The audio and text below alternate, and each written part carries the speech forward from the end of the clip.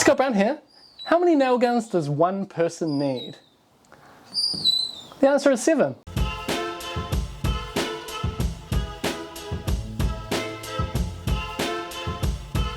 If you couldn't already tell, this exciting episode is about framing nailers, and I basically drove all around Nelson collecting as many nail guns as I could from different builders so I could do an overview of framing nailers that are available to you now, and we're going to talk about all of that in today's exciting episode. This is a Paslode battery. Now why am I starting with the Paslode? That is because I started with the Paslode.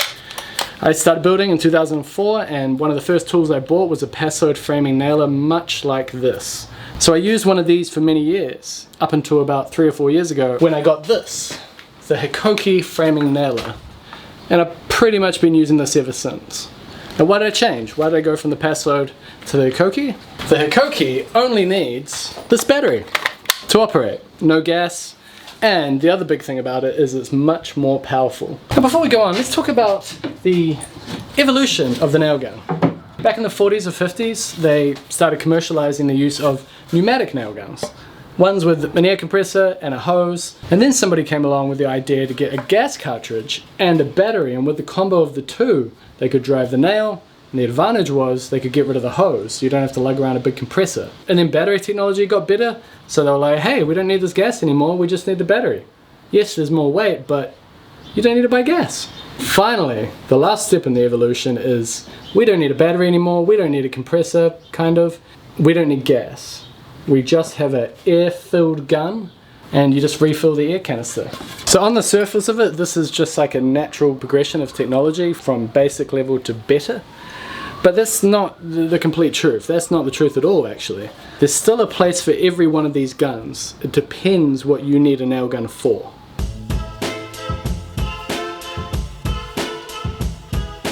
Pneumatic nailers are the best for firing a nail. That is what this is all about after all, firing nails in.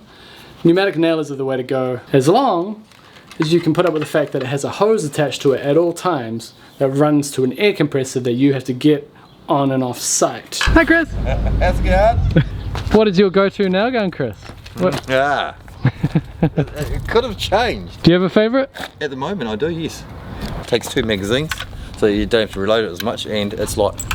Ah. And with a small compressor... You don't mind the hose? No, not the small compressor. And what do you use it for? Battens? Or? Well, above my head, so it's quite handy for feet.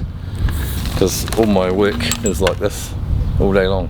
Yeah. Yeah, so the battery power one will get a bit... Battery power, after a while, yes, if you're doing a lot of work with it, yes, it's a bit sore on the shoulders. If you've got a big compressor, you don't want to be as mobile. With a small compressor around here, you can be quite mobile and just... So that's the small one? Yeah. Oh yeah, that's pretty compact. Get about 150 nails out of the battery. Oh yeah. Yeah. And that's a 10 amp battery. It's a 10 amp, yeah. Metabo 18 volt. If you want to really hammer nails in, use a big one. Okay. Yeah, like it's LVL frame. So, yeah, stuff like that. Yeah, I'd use a big one. It almost feels like it's empty. Yeah. Let's start with the air compressed gun, Hikoki air compressed gun, with the regular compressor going into the softest wood. This is H1.2 pine. Straight in. Oh my god. Oh yeah, that's like no resistance, 0 resistance. Now this is native timber, notoriously hard to nail into. Again, no problem. Oh my god, that's so satisfying. And the final test for the air compressed gun, LVL. It's like, I can't even feel the difference between the timbers. It's just going all the way in, no worries.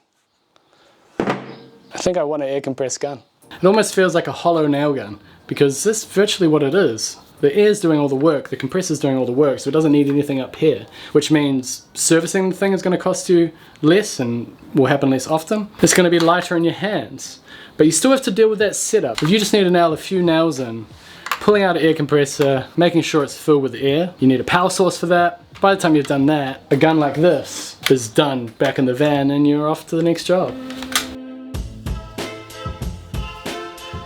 Powered with gas cartridges that go in the back here, and a battery that goes there.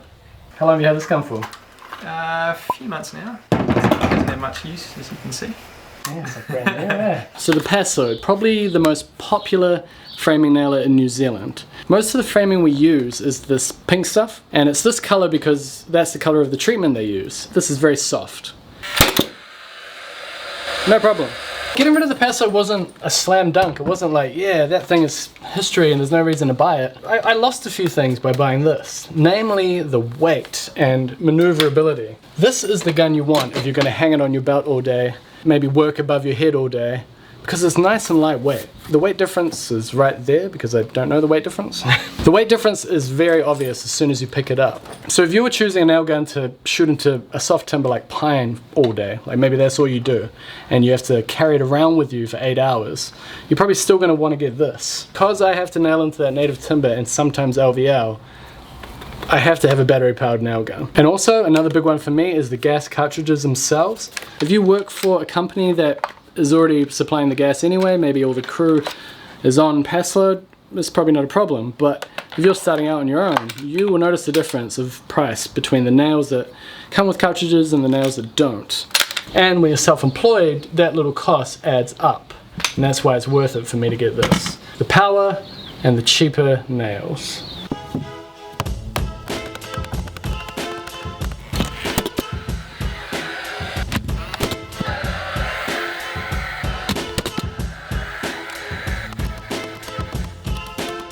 This is reminding me why I changed all those years ago. And this is the first time I've used a Paslode since then, and it doesn't seem like they've bridged the gap. Ah! Look at that. Doesn't want to go. Let's try the Paslode again with the Remo. Again. But then the Paslode with the pine. No worries. That's what this gun's for.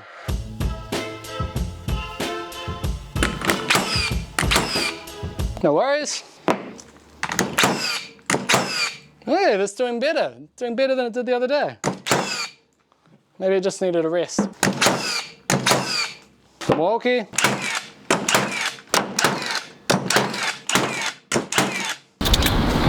So what's your go-to nailer, Chris? I use the Milwaukee one. Not into gas anymore. Are you like me? Did you start off with Paslode? Yeah, I did actually, yep. Yeah. That's all we had really. I don't really use these much. The Dewalts? Yeah. We've got the Type 1. Yep. So this is the first of this style of model nailer. And the most recent Type 3. Big difference is, this has the motor that they've got in the concrete nailer. Yep. So just shooting down tracks into concrete. Yep. So they put the same motor in here because the model in between, they had trouble with power. Right. So by adding the more powerful motor, they solved that. Don't have those problems. Yeah, and you can start with a full Thank you, battery. Chris Donnelly. You're a champion. I appreciate it. Good times. All right. Woohoo. Have fun.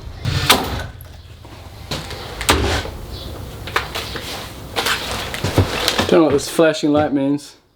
It looks like this though. Oh yeah, the light's gone. Doesn't like the LVL. You have a few choices of battery nailers, but with all of them, you gain the fact that you don't need gas, you just need a battery. And generally speaking, they're all fairly powerful. In the last week, using LVL, the Milwaukee definitely held up better with the LVL framing. Potentially the best of both worlds. Air powered, but not hose connected. And before we get into the unfortunate story of the Airbow, I'm really hungry. I want to eat my lunch.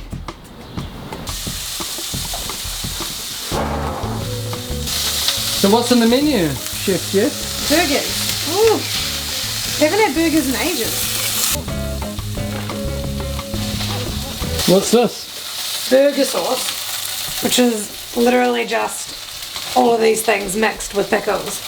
I've refined my burger technique, I think. And you can refine your website with Squarespace.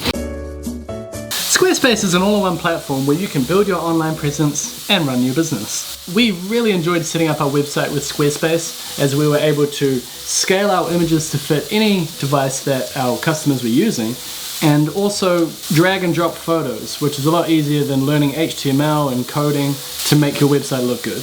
Squarespace have also added video creating tools, so you can promote your business with video without necessarily having the skills to create videos. You can showcase your work using the professional portfolio designs and display your work or product in customizable galleries. Maybe you're like me and you run a building business, you got services to sell, or maybe you have a product to sell. Squarespace made this easy with their e-commerce tools. Having a beautiful website to display our building work has been key in promoting our business and connecting with my customers. Squarespace also offer a free trial, so you have nothing to lose. And then once you're ready to launch your website, head over to squarespace.com/Scott Brown Carpentry to save 10% off your first purchase of a website or domain. Thanks to Squarespace and thanks to Jess for making a delicious burger. Yeah, let's eat them before they get cold, Scott. Oh, that's really good.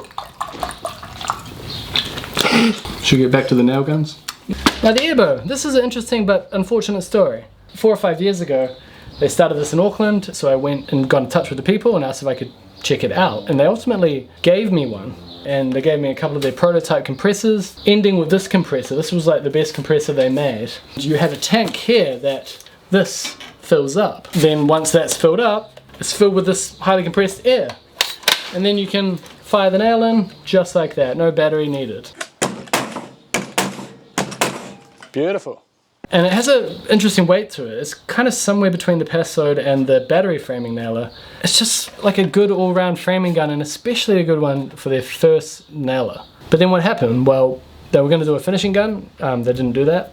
They were going to do a concrete nailer, they did do that. But then they stopped. And the reason they stopped is because they were developing what they call hammer force technology.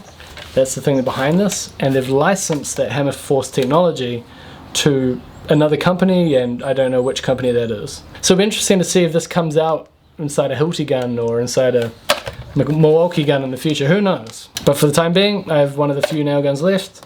You can probably pick one up second hand if you live in New Zealand. But other than that, you can't buy them. Jess here has never bought a nail gun, never used a nail gun. And doesn't really care. And doesn't really care. Let's see what your first impressions of each nail gun are. You just want to... Ooh! What? That's heavy.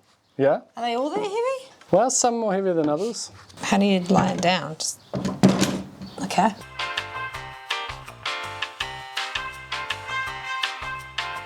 That's about That's it? Alright. Jeez! Holy! What? Did I do it wrong? No, you seem to get a fright. Yeah, that was awful. Next is the Dewalt nail gun.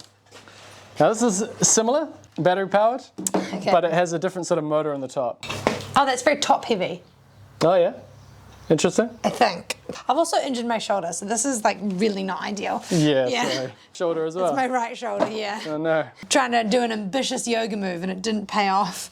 That's, oh, ah, why? Why? That's normal, that's normal. So that's the whirling motor inside. It just starts going as soon as you Alright. engage.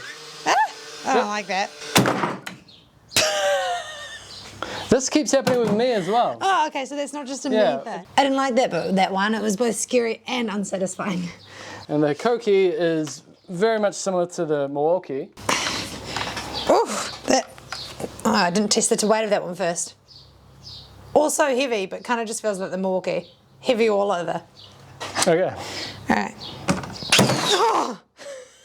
I don't know where these noises are coming from, sorry. Oh. Wait, don't bang it, that's so loud. Am I doing this wrong? Why are none of these nails sinking in? LVL is pretty hard for a nail gun to nail into, but it is also, you need to really drive, like really push it in. All the way. Alright, Milwaukee's the winner. But from my perspective, if you're buying a machine to do a job, why should I have to work hard to make it work? If you know what I mean? Why should I have to push harder? Isn't that what the nail gun should do? Yeah. And yeah, put a bit of effort in, but the only one that I could sink was the Milwaukee. The Milwaukee. I want to hear from you though. I want to know what you think is important in a framing nailer, what brands you prefer and why. Maybe if you have any info on some of the technology behind it, I'd love to hear more. What do you think? What's the best framing nailer available? And do you have any idea when Makita is going to come out with a 40-volt framing nailer? That's what I want to know. We'll get back to doing some building and renovating of my house. Make sure you subscribe. Bye. See you later.